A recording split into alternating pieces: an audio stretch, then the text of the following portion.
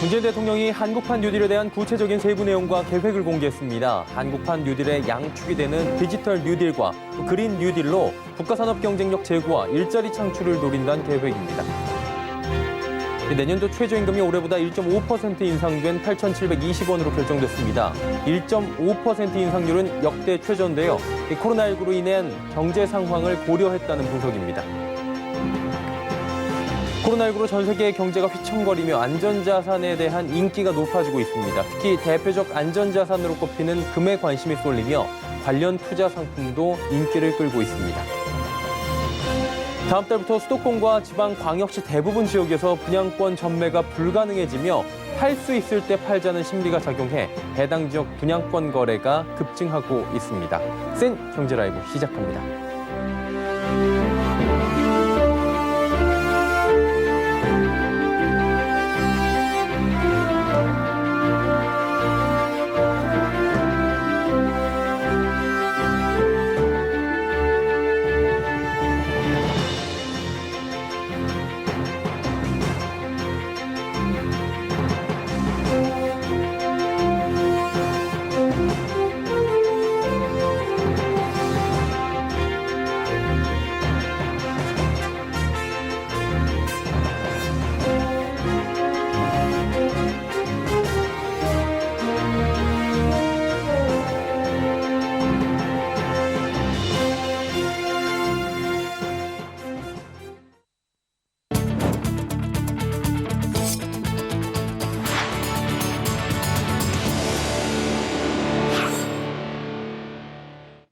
시청자 여러분 안녕하십니까? 센 경제라이브 서정덕입니다. 문재인 대통령은 오늘 청와대에서 국민보고대회를 열고 한국판 뉴딜의 구상과 계획을 발표했습니다. 코로나19 국난 극복을 위한 국가 발전 전략을 담았습니다. 자세한 내용 서청석 기자가 알아봤습니다. 문재인 대통령이 지난 4월 제5차 비상경제회의에서 한국판 뉴딜 구상을 밝힌 지 83일 만에 구체적인 세부 내용과 계획을 발표했습니다.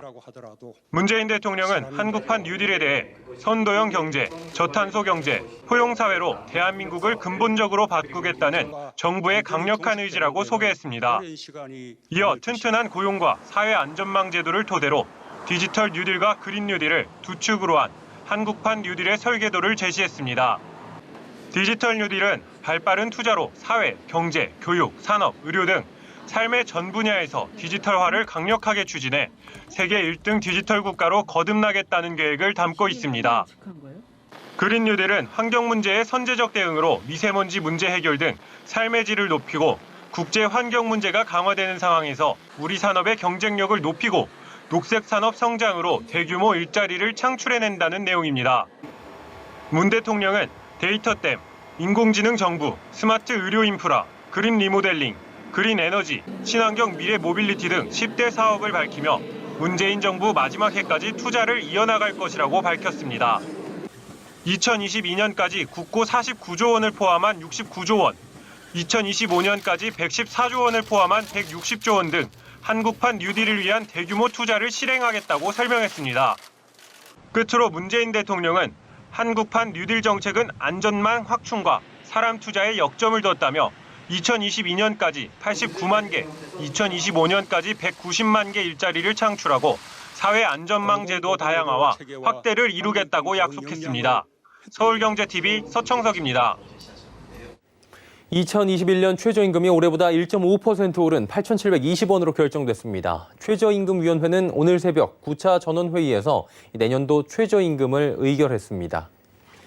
내년도 최저임금 인상률은 1.5%로 국내 최저임금 제도를 도입한 1988년 이후 32년 만에 가장 낮은 수준입니다. 올해까지 인상률이 가장 낮았던 해는 외환위기가 있던 1998년으로 인상률은 그 당시 2.7%였습니다. 정부가 코로나19로 인해 경제 위기를 맞은 중소기업과 자영업자의 경영난을 우선 고려했다는 분석입니다. 이날 의결된 최저임금은 고용노동부 장관에게 제출돼 다음 달 5일 노동부 장관이 고시하고 내년도 1월 1일부터 효력이 발생하게 됩니다. 김현미 국토교통부 장관이 7.10 대책에 대해 증세가 아니라 이 부동산 시장의 불로소득을 원천 차단하기 위한 조치라 강조했습니다.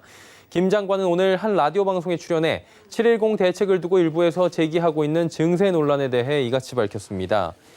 그는 1주택자 등 실소유자의 경우 작년 12.16 대책 때와 비교해 부동산 세제 변화가 거의 없다며 이번 대책은 3주택 이상 다주택자나 조정 대상 지역 2주택 보유자들이 주요 대상으로 대상자는 전체 0.4%에 불과하다고 덧붙였습니다. 김 장관은 7.10 대책의 핵심 메시지에 대해 주택시장에서 다주택 보유나 단타 매매를 통해 불로소득을 올리는 것이 더 이상 가능하지 않게 하겠다는 것이라며 주택시장을 실수요자 중심으로 재편하겠다는 것은 정부의 기본 정책 방향이었다고 강조했습니다. 코로나19가 본격적으로 확산한 올해 2월부터 5월까지 신용카드와 체크카드 등 사용 실적이 약 2% 감소한 것으로 나타났습니다. 한국은행의 코로나19 확산 이후 국내 지급결제 동향 통계에 따르면 5월까지 넉 달 동안 지급카드 이용 실적은 외부 활동이 줄어든 영향으로 전년 대비 2.1% 줄어들었습니다. 지급카드 실적이 마이너스를 기록한 것은 2003년 지급카드 통계 편제 이후 이번이 네 번째로 앞서 신용카드 사태, 글로벌 금융위기 등의 영향으로 세 차례 마이너스 실적을 기록한 바 있습니다. 코로나19의 여파로 안전자산의 인기가 높아지며 올해 금 투자 수익률이 고공행진을 이어갑니다. 금융투자업계에서는 당분간 금 가격의 강세가 계속될 것이라는 전망도 나옵니다. 정순영 기자가 전해드립니다. 올해 들어 이달 10일까지 가장 높은 수익률을 올린 재테크 수단은 금이었습니다. 이 기간 KRX 금시장에서 1kg짜리 금 현물의 한돈 가격은 21만 2,025원에서 26만 1,423원으로 23.29% 상승했습니다. 이후 지난 13일에는 한돈당 가격이 26만 2,125원까지 올라 2014년 3월 금시장 개설 이후 종가 기준 역대 최고가를 경신하기도 했습니다. 한국금거래소에서 발표하는 금 한돈의 국내 도매 가격 역시 같은 기간 22만 8,500원에서 28만 원으로 22.54% 상승했습니다. 지난해 말 금을 사둔 투자자라면 올해 들어 적어도 20%를 웃도는 투자 수익률을 올린 셈입니다. 정기예금 가입자가 이 기간 이자로 얻은 수익률의 29배에 육박하는 수준이기도 합니다. 지난해 말 연 1.5% 금리가 적용되는 정기예금 상품에 가입한 투자자의 경우 지난 10일 현재 기간 수익률이 0.79%에 불과했습니다. 달러 투자자는 원달러 환율 상승에 힘입어 그나마 4%대 수익률을 올렸지만 주식 투자자들은 오히려 손해를 보는 것으로 나타났습니다. 앞으로 금 가격의 독보적인 상승세는 당분간 이어질 것으로 전망되고 있습니다. 전문가들은 코로나19 사태로 안전자산의 지위를 굳힌 금 가격은 저금리 기조가 지속하는 한 계속 이어질 가능성이 클 것으로 내다봤습니다. 서울경제TV 정순영입니다. 내달부터 수도권과 지방광역시 대부분 지역에서 아파트 분양권 전매가 금지되는 가운데 이 지역 분양권 거래가 급증하고 있습니다. 업계에 따르면 경기, 인천과 지방 5대 광역시의 지난 6월 분양권 거래량은 7,661건으로 집계돼 올 들어 최고치를 기록했습니다. 신고 기한이 30일인 만큼 거래량은 이달 말까지 더 늘어날 가능성이 있습니다. 6월 지역별 거래량은 인천이 지난 5월 거래량보다 85.4%나 늘어 가장 높은 증가율을 나타냈습니다. 경기와 대구 증가폭도 각각 51.1%, 51.7%를 나타냈습니다. 분양권 거래가 늘며 분양권에 붙는 웃돈도 급증합니다.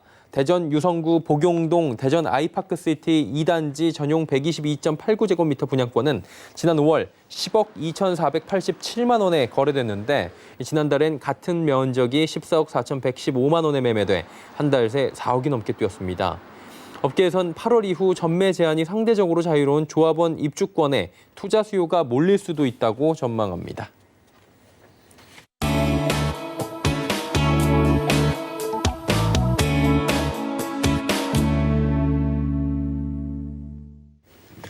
(7.10) 대책이 나오고 거래 절벽이며 또 매물 잠김을 우려하는 목소리가 커지고 있는 상황입니다. 자, 아직까지는 통계상으로 집계되진 않았는데 전세 대란으로 이어질 것이란 관측도 계속해서 나옵니다. 대책에 따른 시장 반응 지혜진 기자가 들어봤다고 하는데요. 연결해 보도록 하겠습니다. 안녕하세요. 네, 안녕하세요. 예, 매물 잠김, 전세 대란 우려가 지금 사실 현실화된 건 아닌데 수치상으로 계속 나오고 있어요. 시장에서는 분위기가 좀 나타나고 있다고 하는데 전해 주시겠습니까? 네, 정부가 7.10 대책을 통해 다주택자의 수익 실현을 원천 봉쇄하겠다고 밝히면서 시장에 변화가 생긴 건데요.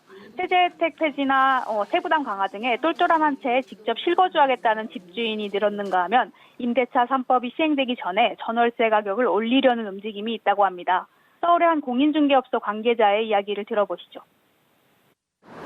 며칠 사이로는 부엌에 진행하던 것도 10억으로 올려서 간신히 그냥 힘들게 해서 5억 5천에 쓰긴 했는데 그것도 난리죠, 난리. 양도세를 높여놨잖아요. 그럼 규제 때문에 사실은 팔고 싶어도 못 팔아요. 그 사람들은, 그 여유 있는 사람들이 뭐로 팔아요. 양도세 내면서. 집주인들이 전셋값을 올리려는 움직임이 있다는 이야기인데요. 전문가들도 공통적으로 이 문제점을 지적하고 있습니다. 현재는 3기 신도시 청약대기 수요나 주택담보대출 규제가 강화되면서 집을 당장 사기보다 전세로 대기하려는 수요가 증가하고 있는 상황인데요. 여기에 다주택자에 대한 규제가 강화되면서 지방의 집을 처분하고 서울집에 실거주하겠다는 집주인들도 나타나고 있다고 합니다. 즉 전세 매물이 귀해지고 있는 상황입니다. 전세 매물 귀해지고 전세값이 올라갈 수밖에 없는 상황이다라고 정리가 될 것 같은데 움직임도 있는 것 같고요. 이런 이유 때문에 정부와 여당 같은 경우에 임대차 3법에 대해서 좀 서두르는 모습입니다. 임대차 3법이 보완책이 될 수 있다고 시장은 이야기하나요? 그 부분은 전문가마다 의견이 갈렸는데요. 세입자를 보호할 수 있을 거라고 보는 사람이 있는 한편 오히려 세입자들한테 독이 될 수도 있다는 주장이 있었습니다. 세입자들한테 독이 될 수 있다는 주장을 하는 사람들은 이미 임대차 3법 시행 전부터 전세 가격을 올리려는 움직임이 있다면서 비판적으로 바라봤는데요. 또 임대차 3법으로 계약갱신 청구권이나 전월세 상한제 등이 도입된다고 해도 새로운 세입자와 계약을 할 때마다 큰 폭으로 전월세 가격을 올릴 수 있다는 주장입니다. 긍정적으로 보는 사람이나 부정적으로 보는 사람이나 임대차 3법이 전월세 가격 상승을 억제하는 데 효과가 있다는 데는 동의했습니다. 다만 여기에서도 이제 공급이 문제가 됐는데요. 전세에 입주하기 힘들어질 거라는 전망입니다. 전문가 의견 들어보시죠. 전세 가격을 물론 이제 3법이 나오면은 3법에서 이제 상승률을 규제를 하기 때문에 어느 정도 가격 자체는 잡을 수 있을 거라고 보여지는데 중요한 거는 이제 공급이 많이 없기 때문에 그러면은 결국은 전세를 원하는 서민들이 이 전세에 입주하기는 더 어려워질 것 같다는 생각은 듭니다. 부동산 시장 안정화에 대한 정부의 대책 의지는 굉장히 지금 강력한 상황인 것 같습니다. 정부가 이제 앞으로 넘어야 할 과제가 있을 것 같은데 어떤 것들이 있습니까? 네, 시장이 이처럼 빠르게 시선을 모색하는 것은 그만큼 이번 정책이 강력했다는 방증인데요. 전문가들은 그동안 보유세를 회피했던 법인, 신탁, 주택임대사업자 등을 차단했다는 점에서 이번 정책이 효과적이다라고 분석했습니다. 주택을 통해 기대할 수 있는 수익률이 앞으로 낮아질 테니 자금 유입 속도나 집값과열 양상도 한풀 꺾일 거라는 전망입니다. 다만 조세 저항은 정부가 해결해야 하는 과제입니다. 주택을 취득할 때부터 보유 그리고 매각할 때까지 전 과정의 세제를 강화하면서 시장의 반발이 심한 상태입니다.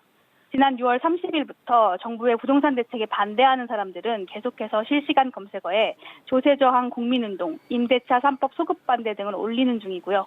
그리고 또 꾸준히 지적되는 공급 문제도 좀 시급해 보입니다. 수요를 억제하는 방식만으로는 부동산 문제를 해결할 수 없다는 게 전문가들의 공통적인 지적이기 때문입니다. 정부도 이를 인식해 조만간 공급 대책을 마련할 것으로 보이는데요. 이에 따라 부동산 민심도 달라질 수 있을 것으로 기대됩니다. 네, 7.10 대책 이후 주택시장의 동향 들어봤습니다. 지혜진 기자와 함께했습니다. 고맙습니다. 네, 감사합니다.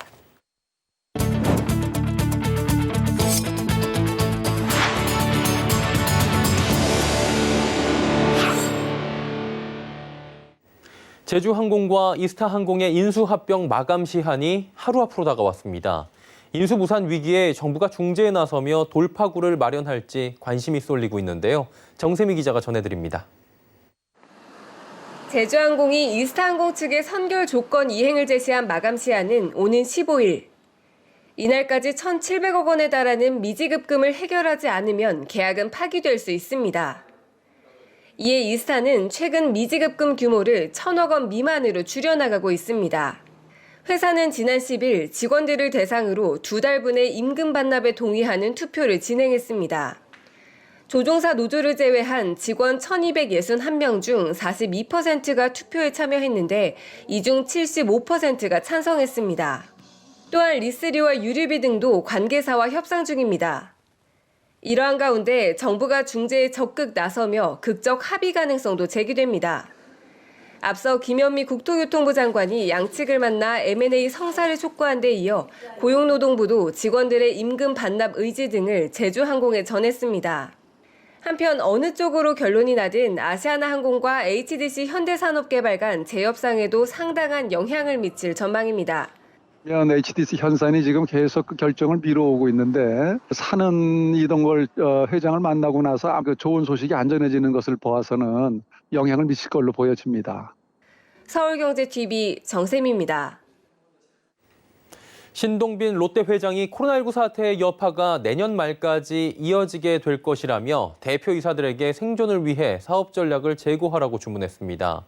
신동빈 회장은 오늘 웹세미나 형식으로 열린 하반기 VCM에서 경제활동이 전년에 비해 70% 수준으로 위축되는 70% 경제가 새로운 일상이 됐다며 1998년 IMF, 2008년 리먼 쇼크는 1, 2년 잘 견디면 회복이 가능했는데 지금은 완전히 다른 상황이라고 진단했습니다. 이에 신 회장은 국제무역 또 세계화에 대한 재검토가 필요하다고 지적했습니다. 신 회장은 지금은 신뢰성 있는 공급망 재구축이 힘을 받고 있고 투자도 리쇼어링하고 있다며 해외 사업 진행 시 다른 접근 방식을 모색하라 지시했습니다. 또한 국내에서도 아직 다양한 사업의 가능성이 있다고 지적하고 코로나 위기를 극복하기 위해선 계열사 간 시너지를 낼 것을 주문했습니다. 이와 함께 현 상황에선 신사업보다 본업의 경쟁력이 더 중요하다며 단기 실적에 얽매이기보다는 이 장기적인 측면에서 기존 사업에 대한 경쟁력 강화를 요청했습니다. 코로나19 사태 장기화로 소상공인들의 어려움이 날로 커지고 있습니다. 백신과 치료제가 나오기만을 기다리다간 폐업 등 피해가 더 불어날 수밖에 없는 상황인데요. 소상공인 시장진흥공단이 이번 위기에 대한 새로운 진단을 바탕으로 분위기 반전에 나섰다고 합니다. 정훈규 기자입니다. 소상공인 시장진흥공단이 코로나19 이후 소상공인 대응 전략을 찾는 정책 세미나를 열었습니다. 포스트 코로나 시대 환경 변화를 정확히 진단하고 소상공인들의 사업이 지속 가능하도록 지원하기 위한 과제를 수립하기 위해서입니다. 이번 세미나의 주제 발표를 맡은 정현승 당국대학교 교수는 소상공인들에게 닥친 어려움의 근본적 원인은 코로나19보다 4차 산업혁명의 도래라고 진단했습니다. 소상공인들이 계속 디지털화되고 또 소상공인들이 새로운 시대에 맞춰서 변화되어야 되는 것은 기정사실입니다. 그런데 코로나 때문에 이런 속도가 빨라지기 때문에 소상공인들도 좀 더 빨리 좀 준비를 해야 된다 이런 측면이고요. 4차 산업이라는 큰 물결 속에 디지털 전환과 온라인화가 진행되는 가운데 코로나19가 이런 변화를 급격하게 만들면서 이에 대비하지 못한 소상공인들이 위기를 맞았다는 겁니다. 결국 일시적인 지원이나 경기 부양책보다 소상공인 사업의 근본적인 체질 변화가 요구되는 셈입니다. 다만 정 교수는 소상공인 스스로 빅데이터나 AI를 활용하긴 어려운 만큼 디지털에 좀 더 친숙하고 과감하게 도전할 수 있도록 지원 정책이 필요하다고 제언했습니다. 정책 제안을 포함해 국내 소상공인의 디지털 전환 수준을 빠르게 끌어올리는 과제에는 소진공이 적극 나설 계획입니다. 최근에 그 온라인 중심의 유통 환경 속에서 그 소상공인 중에서 온라인을 활용하는 경우 매출과 이 고객을 늘리는 그런 현상이 나타나고 있기 때문에 이런 부분들을 지속적으로 그 확산해 나가야 될 그런 과제를 저희들이 안고 있습니다. 한편 이번 세미나는 코로나19 감염 확산을 사전 예방하기 위해서 현장 참석을 최소화했습니다. 대신 유튜브 생중계를 통해 소상공인과 예비 창업자 등 500여 명이 이번 세미나에 참석했으며 댓글을 통한 질의응답도 진행됐습니다. 서울경제TV 정훈규입니다.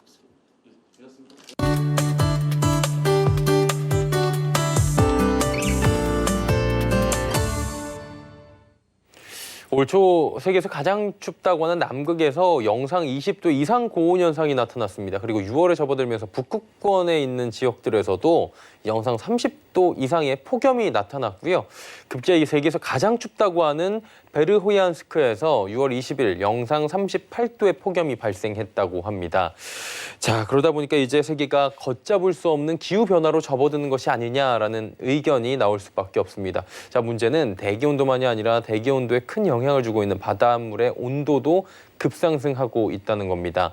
자, 그래서 오늘은 바다 온도 상승에 대한 여러 가지 이야기 나눠보도록 하겠습니다. K웨더의 반기성 센터장 오늘도 함께합니다. 어서 오세요. 네, 안녕하세요. 예, 바닷물이 뜨거워지고 있다고 하는데 뭐 어느 정도인지 감이 잘 안 오거든요. 어느 정도입니까?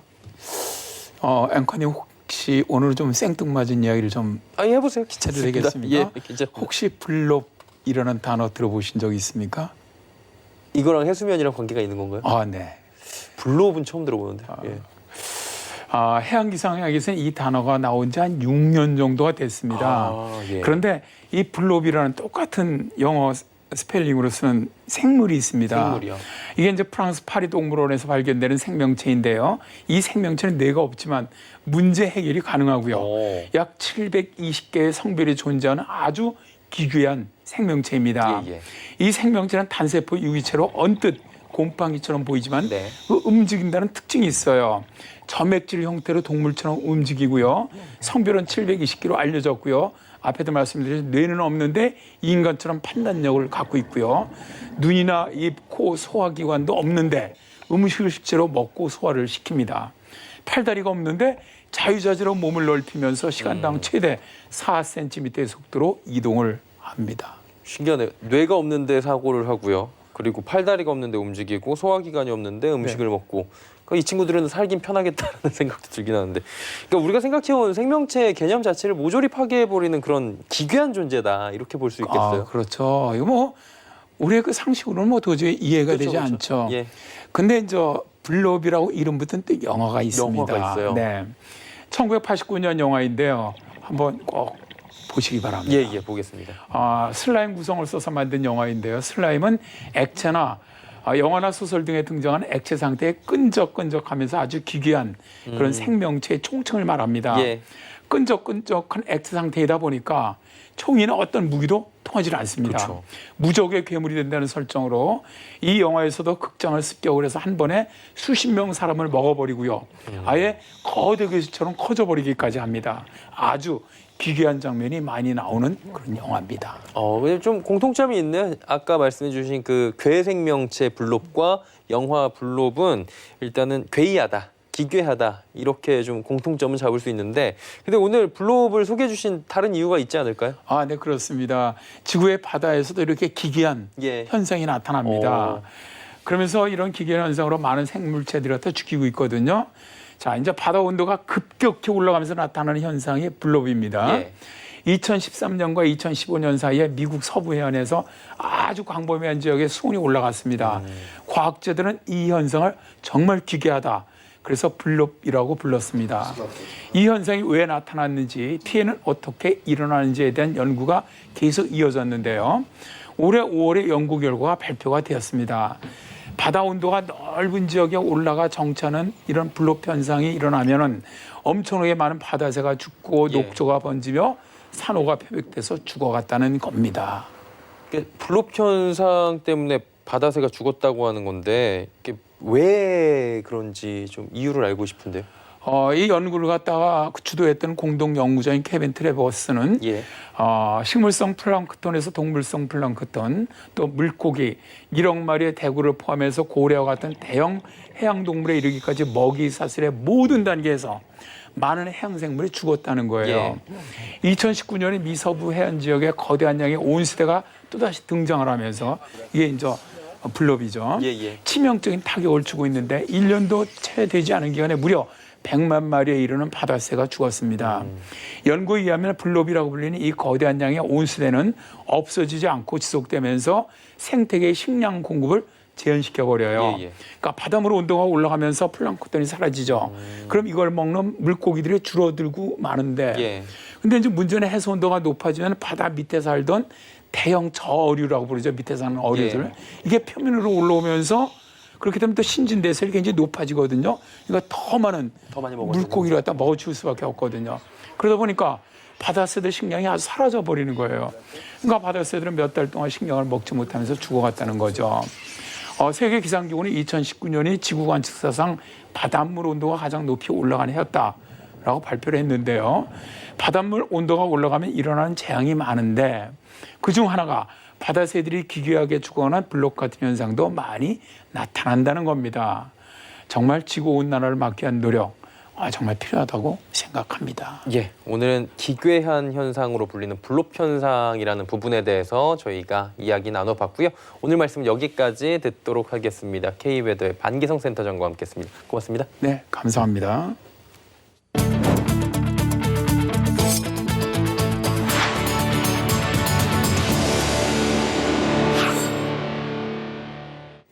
센 경제 라이브 저희가 준비한 소식은 여기까지입니다. 편안한 저녁 시간 보내시길 바랍니다. 고맙습니다.